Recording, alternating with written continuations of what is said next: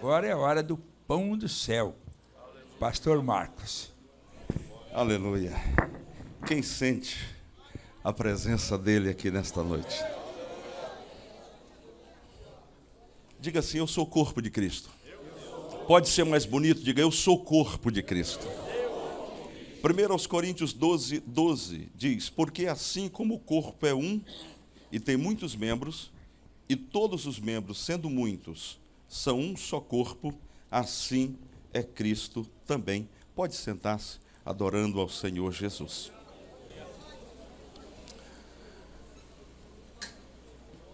Falamos aqui no domingo pela manhã, e repito hoje, só para poder formar o contexto, a carta de Paulo aos Coríntios, ou à igreja de Corinto, que era uma cidade grega, tinha o objetivo de responder algumas perguntas que haviam sido feitas possivelmente com uma carta que houvera sido enviada da igreja de Corinto para Paulo, que se encontrava na cidade de Éfeso. E a igreja de Corinto era uma igreja poderosa, uma igreja acerca da qual o apóstolo Paulo disse, no capítulo 1, escrevendo aos Coríntios mesmo, que não lhes faltava dom algum. Todavia, era uma igreja que, ao mesmo tempo que se apresentava como sendo espiritual, era uma igreja também extremamente carnal, onde se manifestavam pecados os mais terríveis. A Santa Ceia, de certa forma, era uma desordem. A manifestação dos dons espirituais se dava de qualquer maneira. E Paulo começa a escrever, respondendo essas perguntas e ordenando à igreja que seguisse os preceitos estabelecidos pela palavra de Deus, em especial a mensagem do Evangelho pregada pelo próprio Paulo. Quando chega no capítulo 12, Paulo fala sobre a diversidade dos dons espirituais. Ele apresenta 9 dons do Espírito Santo que estão à disposição da igreja, e estes dons têm o objetivo de edificar a igreja do Senhor. Vale-se ressaltar que todo e qualquer dom, ou toda e qualquer manifestação que não visa o crescimento da igreja, que não visa o avanço do povo de Deus, que não traz, de certa forma, vantagens espirituais para a igreja, devem ser desprezados. Paulo escreve acerca dos dons espirituais, e ele diz no versículo 4, se você está com a sua Bíblia aberta, leia comigo, e se não está, abra, por favor. 1 Coríntios 12, 4, ele diz: ora, há diversidade de dons, mas o Espírito é o mesmo. Há diversidade de dons, mas o Espírito é o mesmo. Vamos dizer juntos? Há diversidade de dons, mas o Espírito é o mesmo. 5. E há diversidade de ministérios, mas o Senhor é o mesmo. 6. E há diversidade de operações, mas é o mesmo Deus que opera tudo em todos. No versículo 11 ele diz: mas um só e o mesmo Espírito opera todas essas coisas, repartindo particularmente a cada um como quer. A partir do versículo 12, Paulo começa a falar sobre a unidade dos membros do corpo de Cristo. E é sobre este assunto que nós vamos falar nesta noite, embora, em função do horário, não vou me demorar, mas gostaria muito que você me desse de presente a sua atenção redobrada. Quantos estão me ouvindo bem em todos os lugares deste santuário podem dizer amém? Amém. Paulo começa dizendo que, assim como o corpo é um e tem muitos membros, e todos os membros, sendo muitos, são um só corpo, assim é Cristo também. Observe que Paulo era extremamente didático. Ele usava uma linguagem muito especial para poder ensinar as verdades bíblicas. E ele usa, por demais, uma figura de linguagem chamada metáfora. A metáfora é o quê? É uma comparação encurtada. Se eu digo, por exemplo, a igreja é como um corpo, isto é uma comparação.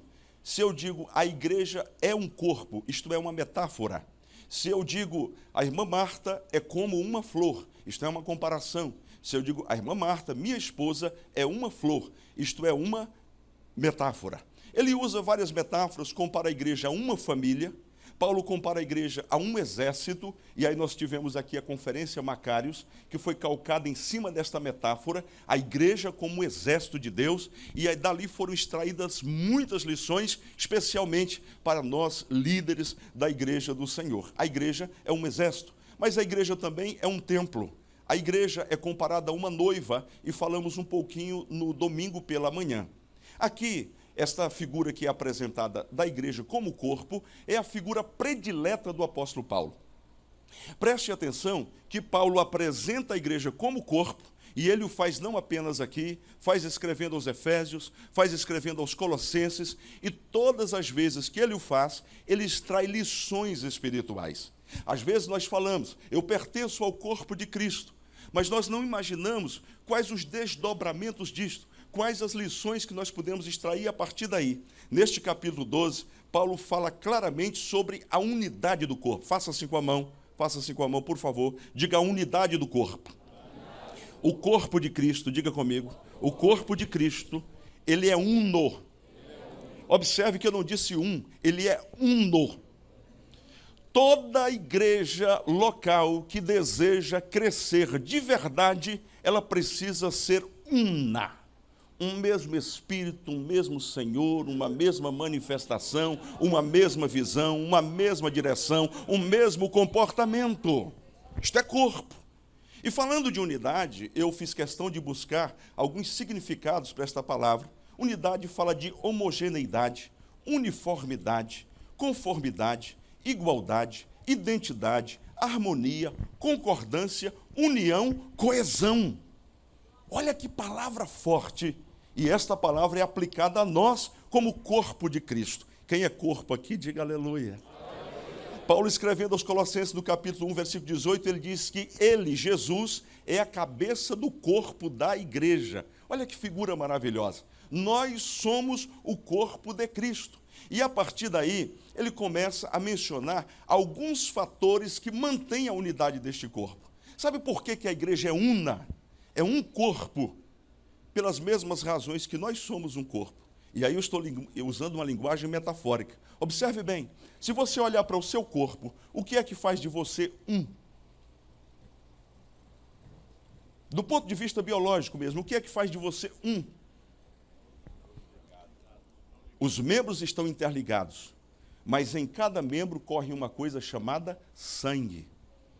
Quem tem sangue A positivo aqui? Ó, quanta gente. Quem tem sangue O negativo? Tem alguém? Tem. É isso, olha aí. Você foi lá, fez o exame. Pergunta, quando você tira o sangue do pé, sai um sangue diferente? Não. Quando tira da mão, sai um diferente? Não. Quando alguém coloca na sua carteira de habilitação o seu tipo de sangue, é para servir numa emergência, as pessoas saberão qual é o seu tipo de sangue.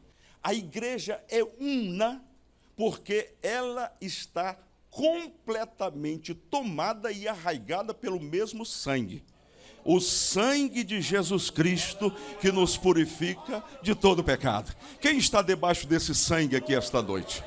Sangue carmesim, sangue purificador, é o sangue de Jesus. Então note bem, todas as pessoas que fazem parte da igreja, elas estão debaixo do sangue de Jesus. Foram justificadas pelo sangue de Jesus, foram perdoadas pelo sangue de Jesus, estão sustentadas pelo sangue de Jesus, vão entrar no céu por causa do sangue de Jesus. É o sangue que faz de nós um. Não há um salvo por Jesus que tenha sido salvo por outra razão a não ser pelo sangue vertido na cruz do Calvário. Então, o sangue de Jesus é o elemento, um dos elementos que unifica o corpo de Cristo. 1 João 1,7, nós lemos assim, mas, a igreja que sabe, quem sabe, venha comigo, mas, se andarmos na luz, como ele na luz está, temos comunhão uns com os outros, e o sangue de Jesus, seu Filho, nos purifica de todo pecado. Quem já foi purificado aqui, levante a mão e glorifique a Jesus. Fatores que contribuem para a unidade do corpo. O primeiro deles é o sangue. O segundo deles que eu destaquei aqui é o Espírito. O que faz de nós um ser vivo é o Espírito que está em nós, ou alma, como preferir. 1 aos Tessalonicenses 5:23, nós lemos todo espírito, alma e corpo.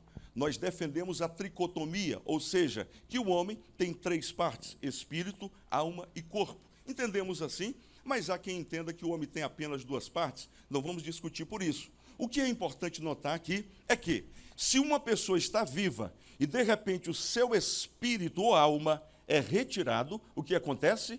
Ela morre. O que é que produz vida neste corpo chamado igreja. O que é que gera vida? Nós já vimos que o sangue que permeia o nosso corpo. Mas, em segundo lugar, um corpo está vivo quando o espírito está presente ou a alma. Se alguém morre e alguém diz, como diziam os gregos, a alma voou, ou seja, a parte imaterial foi desligada daquele corpo e agora, para nada mais ele serve, a não ser para ser enterrado. Quem é inteligente, e todos somos aqui, creio, servo de Deus é inteligente, você já entendeu a linguagem metafórica. O que nos une como igreja é a presença do Espírito Santo de Deus em cada um de nós. Eu achei que você fosse dar um glória melhor. Paulo diz, não sabeis vós que tendes o Espírito Santo de Deus, sois templos de Deus e o Espírito Santo de Deus está em você? Só que, irmãos, há muitas igrejas que morreram, porque tem templo, tem formalidade, tem liturgia, tem coral, tem banda, mas não tem o Espírito. E se o Espírito não está presente, nós não temos a vida de Deus. Estou falando aqui com alguém de modo muito especial. Você falava em outras línguas, você foi batizado com o Espírito Santo, chegou mesmo a profetizar. Mas o tempo foi passando, você foi se enferrujando, e hoje você tornou-se num corpo que é levado. Mas espiritualmente, você sente que o Espírito foi extinto de você. Eu tenho uma grande notícia esta noite. Deus não desistiu de você. Você pertence à igreja dele e ele está trazendo esta palavra de modo muito específico ao seu coração. Deus quer te restaurar esta noite. Deus quer trazer para você unção, poder dos altos céus para trazer de novo a vida. Quem crê nesta palavra pode dizer aleluia. Quem está com a Bíblia aberta, diga aleluia. 1 Coríntios 12, versículo 13 diz, vamos juntos? Pois todos nós fomos batizados em um espírito, formando um corpo, quer judeus, quer gregos, quer servos, quer livres, e todos temos bebido de um espírito. Note bem que ele diz que nós fomos batizados em um espírito. Nós não fomos batizados pelo Espírito, nós fomos batizados em um espírito. Este batismo aqui, e aí é estudo mesmo do texto, não é o batismo com o Espírito Santo, sabia? Não é o batismo nas águas que nós teremos no próximo domingo às 10 horas da manhã. Que batismo é este? É o ato do Espírito Santo, através do qual ele nos batiza no corpo de Cristo, ou seja, nos insere no corpo de Cristo. Pastor, não conseguia entender o que é isso. Eu estou falando de um milagre chamado milagre da regeneração. Quando Nicodemos foi ter com Jesus de noite, isso é João capítulo 3, você pode ler em casa, Jesus disse para ele, é preciso nascer de novo. E ele disse, como é que pode um homem nascer sendo velho? Pode, porventura, voltar ao ventre da sua mãe? Ele disse, que é isso, Nicodemos? Você está de brincadeira? Se fosse hoje, Jesus não falava assim. Mas a sintonia era isso. Você é mestre e você me vem com essa pergunta? Ele está dizendo, é necessário nascer de novo. E escute, porque há uma palavra de Deus para nós aqui esta noite. Fazer parte do corpo de Cristo não é ter o seu nome no rol de membros da igreja apenas. Fazer parte do rol de membros da igreja não é cantar no coral apenas. Fazer parte ou ser imerso, batizado no corpo de Cristo é ter o milagre do novo nascimento no seu coração. Pastor, a igreja tem muita gente nova. O que é isso? Espírito, alma e corpo, nós estávamos mortos. Onde? Na alma?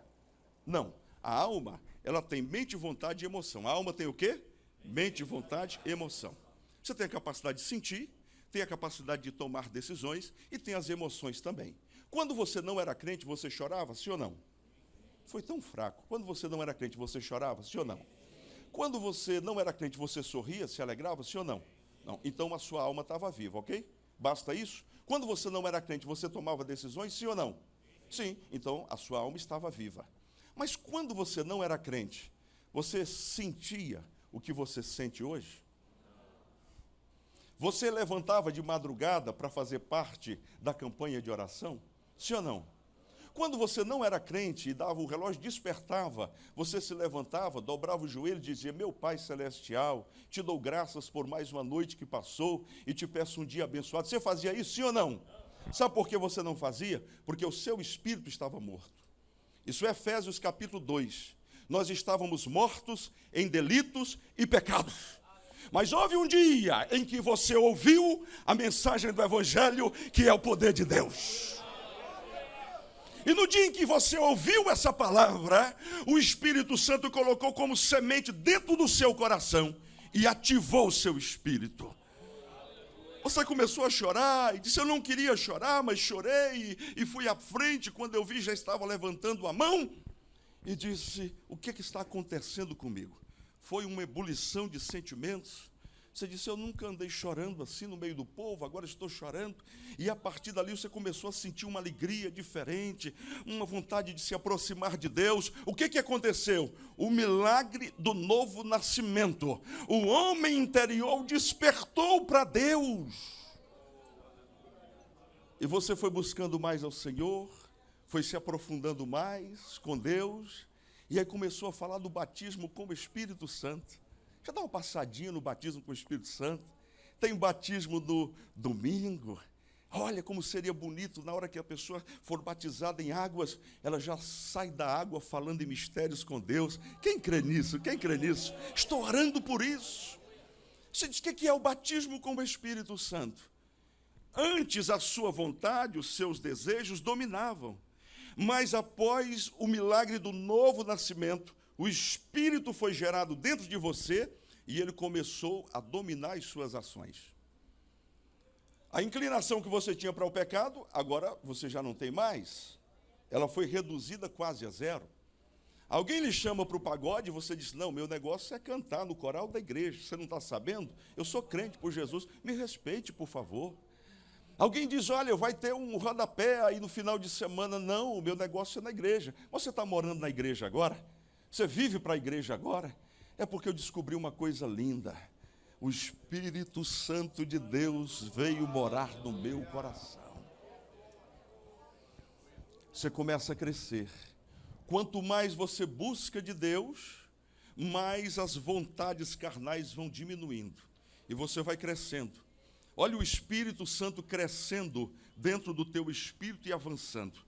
Os teus desejos vão diminuindo e você vai buscando mais ao Senhor, a sua palavra. De repente, você é tomado por uma presença linda que não tem como te explicar, porque é uma presença gloriosa e você começa a falar em outras línguas.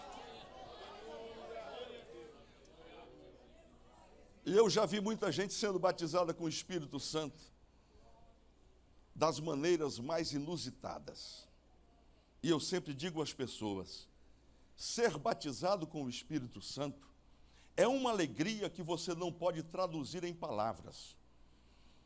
Quando você é cheio do Espírito Santo e você tem qualquer problema, você dobra os joelhos e depois de falar 10, 20 minutos em línguas estranhas, a Bíblia diz que quem fala em línguas estranhas, Paulo escrevendo aos Coríntios, edifica-se a si mesmo.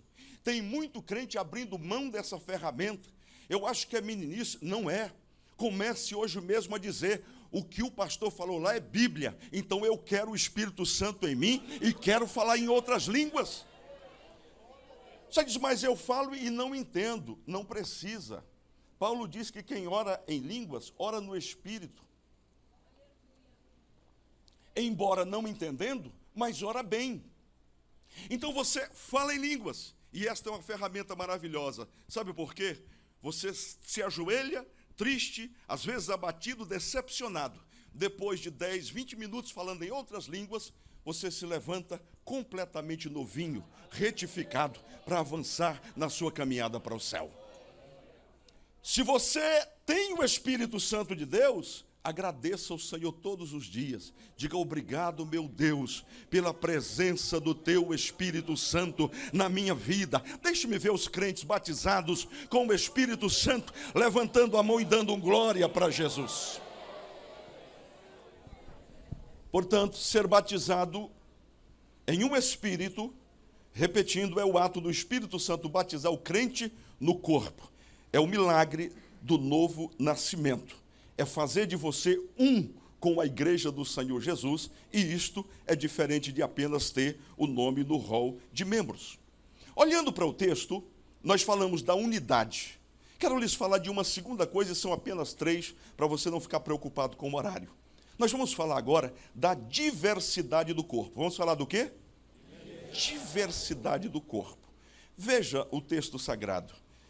1 Coríntios 12, 14 a 20, diz assim: porque também, vamos ler juntos, que é bonito a igreja lendo assim a uma só voz, não é? 12, 14 a 20, vamos juntos? Porque também o corpo não é um só membro, mas muitos. Se o pé disser, porque não sou do corpo, não será por isso do corpo? E se a orelha disser, porque não sou olho, não sou do corpo, não será por isso do corpo? Se todo o corpo fosse olho, onde estaria o ouvido? E se todo fosse ouvido, onde estaria o olfato? Mas agora Deus colocou os membros no corpo, cada um deles como quis.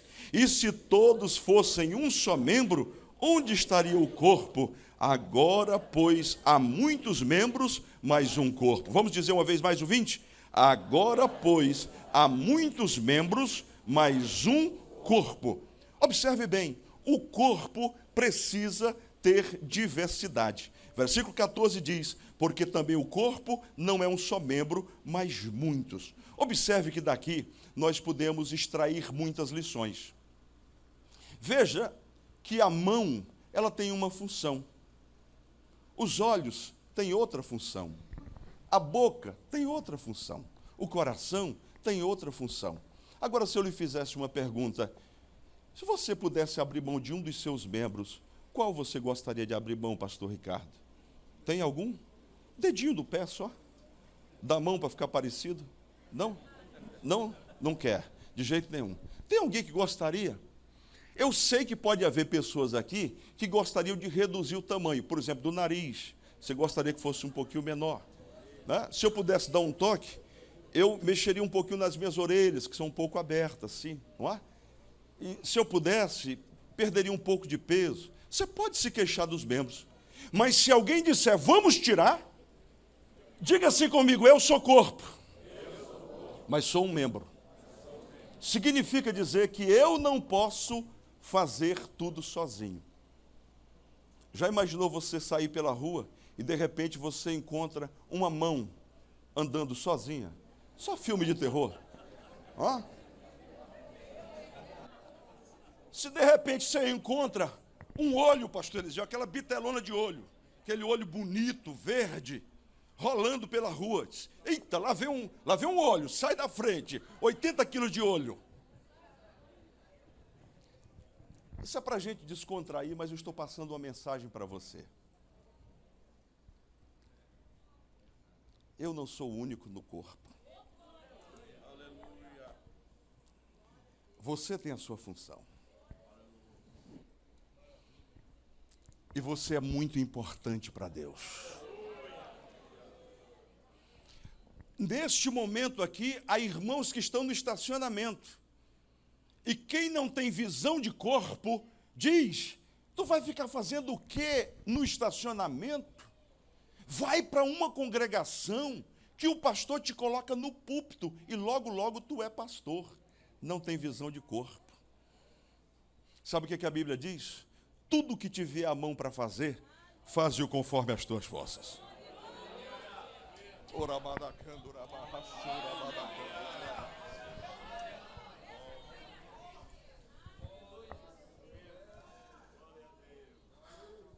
Como nós aprendemos na conferência Macários, quem não veio perdeu, porque nessa metáfora do exército, o general é fundamental, mas ele precisa ter soldados, ele precisa ter gente no comando para poder fazer o trabalho. Ouça, você que trabalha como recepcionista, seu trabalho é extraordinário para a glória de Deus. Você representa o general lá na porta.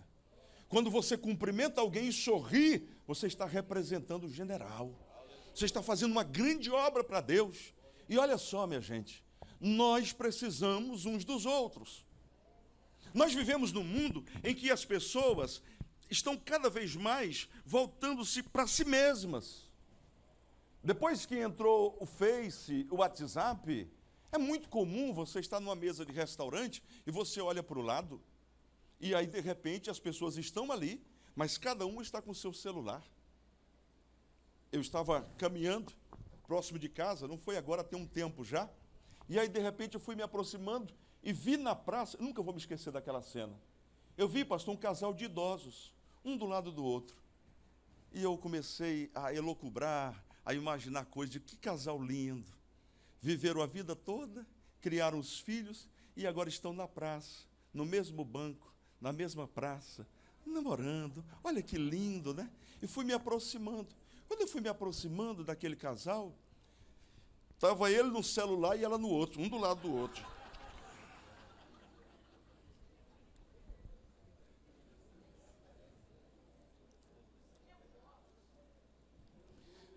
Nós precisamos entender a nossa função no corpo. Tem alguém do teu lado precisando de um abraço. Tem alguém do teu lado precisando de uma palavra de carinho. Tem alguém do teu lado precisando, às vezes, de um prato de comida. E nós somos um corpo. E precisamos estar preocupados uns com os outros. Será que você ouve o que Deus está falando conosco pela sua palavra esta noite?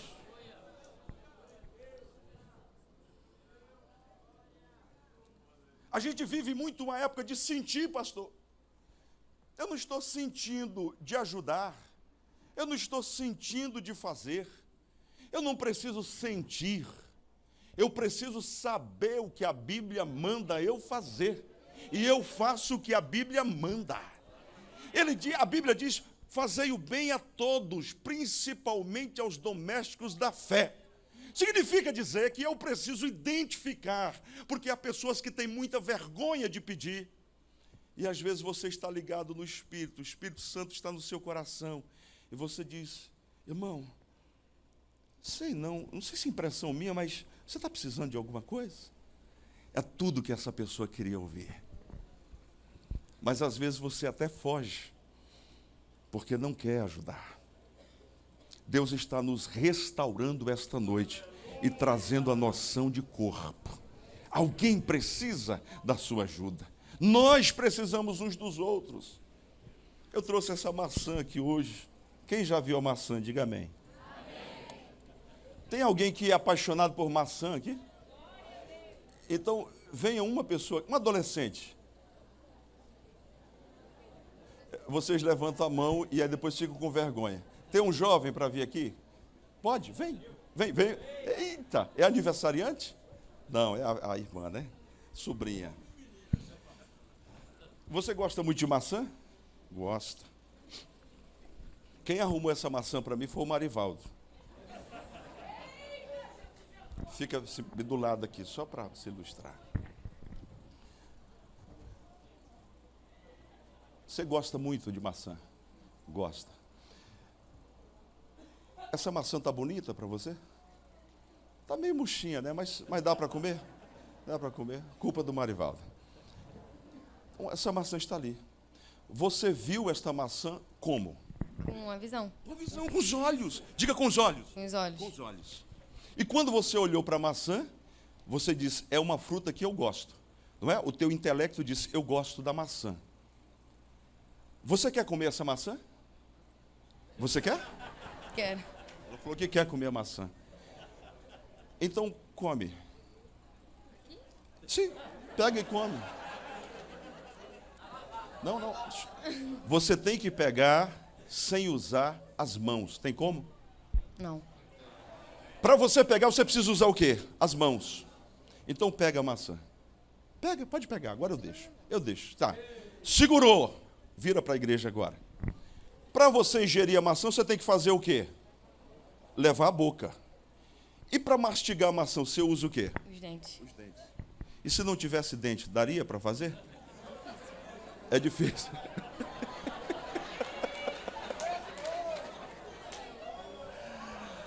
Você mastiga a maçã e aí depois você engole. E para engolir você precisa do quê? Do estômago, não é? Do estômago para poder. E ele vai fazer a digestão. Mas aí você precisa do fígado. Você precisa da bílis. Você precisa do intestino. Vamos parar por aqui, não é? Para não descer, vamos parar muito. Preste atenção para uma coisa. Olha como há um conjunto de coisas. O sonho era a maçã. Mas para alcançar a maçã, olha quanta coisa eu preciso usar. A mão, identificar, intelecto, levar a boca, mastigar, engolir, o estômago. Olha quantos órgãos eu preciso. Deixa eu dizer uma coisa. Deus tem um sonho para a DIG. Deus tem um sonho para a DIG. Mas este sonho só será realizado, nós só alcançaremos a maçã que Deus tem para nós, se cada membro cumprir a sua função, sem reclamar. Eu queria ser olho, porque eu não sou olho, porque Deus te chamou para ser mão, então seja a melhor mão do mundo. É sua. Aplauda essa jovem corajosa.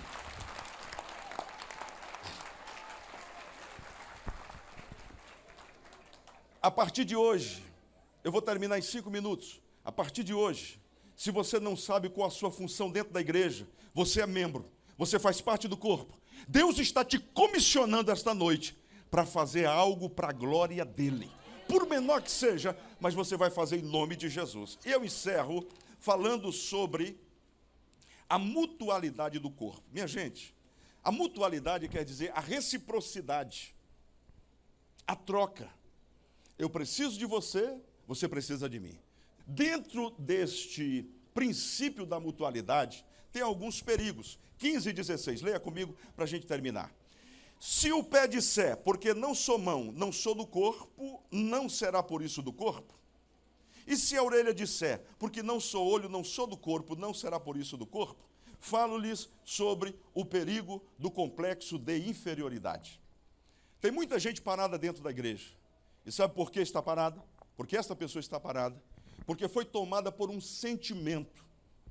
Sentimento de quê? Um complexo de inferioridade. Eu não sei, eu não posso, eu não tenho, eu queria fazer igual o irmão, eu queria ser igual ao irmão fulano. E aí a pessoa se emborca neste complexo. Eu tenho uma grande notícia para você. Eu não sei qual a sua função no corpo, mas Deus está te comissionando esta noite para assumir a tua posição.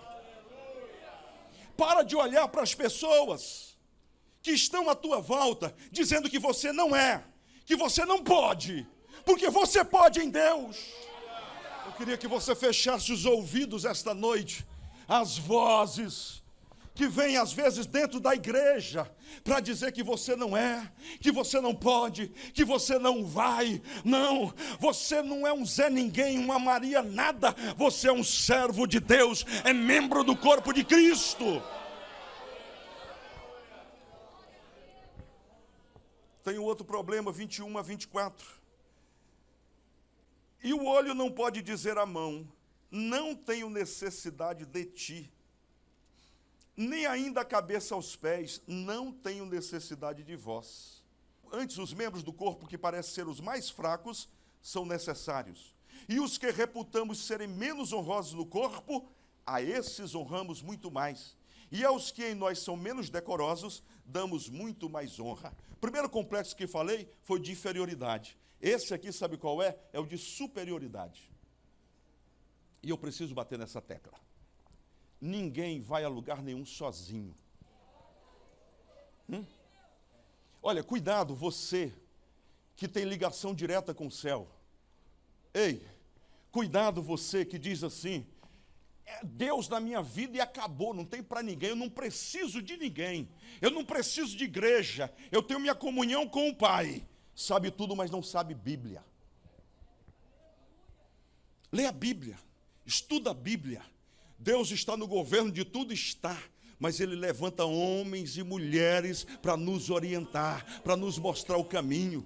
Quando você bate no peito e diz, eu não preciso, isso se chama complexo de superioridade. Eu preciso de cada um de vocês, amém, gente? Eu preciso de ajuda, eu preciso, porque sozinhos nós não vamos a lugar nenhum, nós precisamos entender isto. Então, por mais que você seja capaz, por mais que Deus tenha te dotado com dons especiais, você precisa de alguém. Sozinhos nós não vamos a lugar nenhum. Nós precisamos uns dos outros, nós somos membros uns dos outros, nós vamos nos ajudando. Me dá uma força aqui, você segura, e vamos seguindo, fazendo a vontade do Senhor.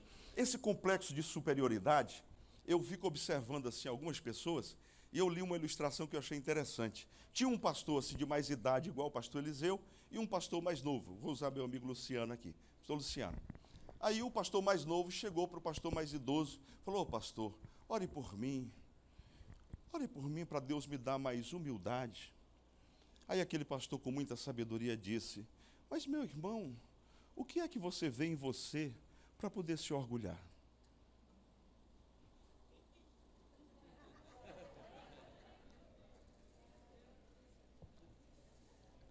Conseguiu entender? Você está orgulhoso por quê? Está orgulhoso? Não. Olha o que a Bíblia diz aqui. 1 Coríntios 4:7 diz assim, porque quem te diferença? Quem te faz melhor do que os outros? E que tens tu que não tenhas recebido? Priscila, você canta lindamente, mas quem te deu essa voz foi Deus, viu, filha? Viu, filha? Você prega muito bem, prega, mas quem te deu voz para pregar e capacidade foi Deus. Então, para com isso. Nós não somos melhores e nem piores do que ninguém. Nós somos filhos, nós somos membros, nós somos servos. E juntos nós avançamos para a glória do Senhor Jesus. O 26, ele diz assim, 26, ele diz, de maneira que se um membro padece, o que acontece com os outros? Não, vamos fazer um coro bonito para sair, vai para a internet, vamos lá. De maneira que se um membro padece, todos os membros padecem com ele. E se um membro é honrado, todos os membros se regozijam com ele. Isso é Romanos 12:15. Alegrai-vos com os que se alegram e chorai com os que choram. Você quer saber de uma coisa? É muito mais fácil você chorar com quem chora. Coloca que teu pai morreu. Coloca que a tua mãe morreu. Tem gente que é tão assim que até curte. Fala assim, lamento muito, meu pai morreu. Aí a pessoa vai lá e curte. E aí escreve. E aí são 700 comentários. Agora, coloca que tu ganhou uma Ferrari. Coloca para ver se tem curtida. Sabe por quê? Porque isso é um defeito que nós temos. Lá o mundo. Agora quem é do corpo não tem isso não. Tem não. Ficou baixinho um amém, né? Porque pegou de cheio, não é? Você vibra quando alguém chega e diz, a sua vizinha entrou com aquele carro 0 quilômetro na garagem. Você olhou e disse, roubou onde?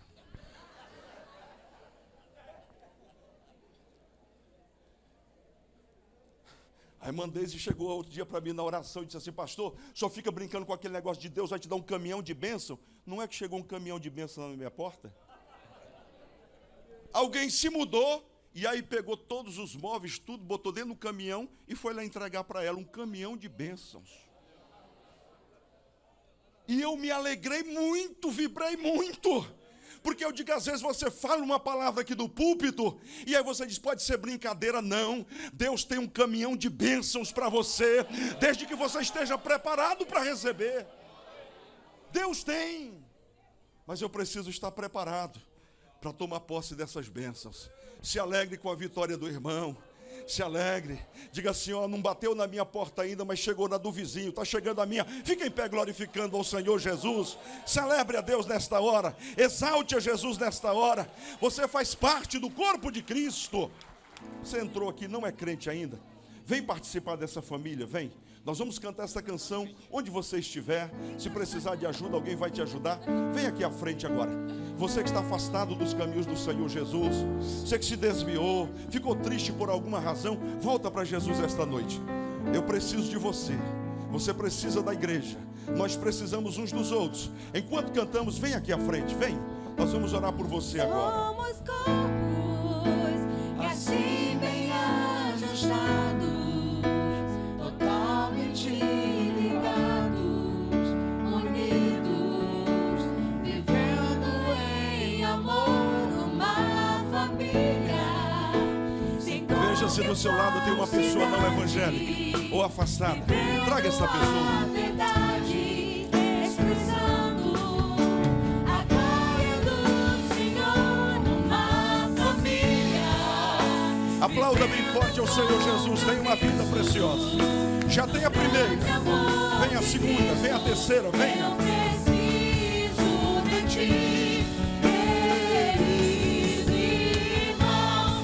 Precioso és para mim, querido irmão. Eu preciso de ti, querido irmão. Nós temos aqui uma jovem. Feche os teus olhos. Pai querido, nós te louvamos pela vida da Luana nesta noite. Pedimos, Senhor, agora que tu perdoes os pecados, escreve o seu nome no livro da vida e firma na tua casa e na tua presença. Senhor, que nada e ninguém venha tirá-la da posição que tu a tens colocado no corpo de Cristo. Nós a abençoamos assim no nome de Jesus. E a igreja do Senhor diz amém. Quantos creem que a igreja tem poder para determinar o que vai acontecer? Diga em nome de Jesus. Segundo a palavra de Deus, nós declaramos que a ADIG é corpo de Cristo. Em nome de Jesus, eu tomo posse nesta noite do poder, da unção do Espírito Santo, para ser um instrumento nas mãos de Deus.